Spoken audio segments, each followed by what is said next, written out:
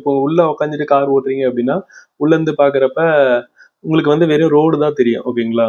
So எல்லா car எந்த கார்ல வேணா உட்காந்து பாருங்க, உங்களுக்கு உள்ள இருந்து பாக்குற விஷயம் வந்து ஒரே மாதிரி தான் இருக்கும். அது உங்களால அவ்வளவுதான் உங்களால காருக்குள்ள இருந்து பார்க்க முடியும். ஸோ வெளியே இருந்து பாக்குறவங்க தான் உங்க காரை பார்க்க முடியும். ஸோ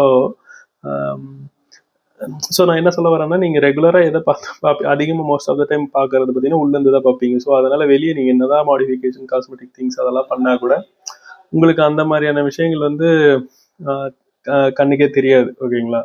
அப்படி இல்லைன்னா நீங்க டிசைன் ஏதாவது பண்றதா இருந்தால் பானட்ல பண்ணுங்க. இந்த ஃப்ரண்ட் பானட் இந்த எஸ்யூவி டைப் கார்ஸ் எல்லாம் பார்த்தீங்கன்னா ஃப்ரண்ட் பானட் வந்து சூப்பராக தெரியும். ஸோ அந்த காம்பேக்ட் எஸ்யூவி அந்த மாதிரி காசுல ஸோ அங்கே வந்து பானட்ல வந்து நீங்கள் ஸ்டிக்கரிங் ஓட்டுறது இல்லை ட்ராக் ரேஸ் ட்ராக் கார் மாதிரி ஸ்டிக்கர்ஸ் ஓட்டுறது அதெல்லாம் மிஞ்சி போனால் ஒரு ₹500 இல்லை ₹1000 தான் ஆகும். அந்த மாதிரி நீங்கள் பண்ணீங்கன்னா அதெல்லாம் ரொம்ப சூப்பராக இருக்கும். ஸோ நீங்கள் அதெல்லாம் வேணால் ட்ரை பண்ணி பாருங்க. நானும் வந்து பார்த்தீங்கன்னா பானட்ல சும்மா ஸ்டிக்கரிங் ஏதாவது கொஞ்சம் கொஞ்சம் லைட்டாக பண்ணியிருப்பேன். இப்போ ரெகுலராக டிரைவ் பண்ணும்போது பார்த்துக்கிட்டே ஓட்டுறதுக்காக அதை வேணால் ட்ரை பண்ணி பாருங்க. அது ரொம்ப மினிமம் ஆஃப் காஸ்ட் தான்.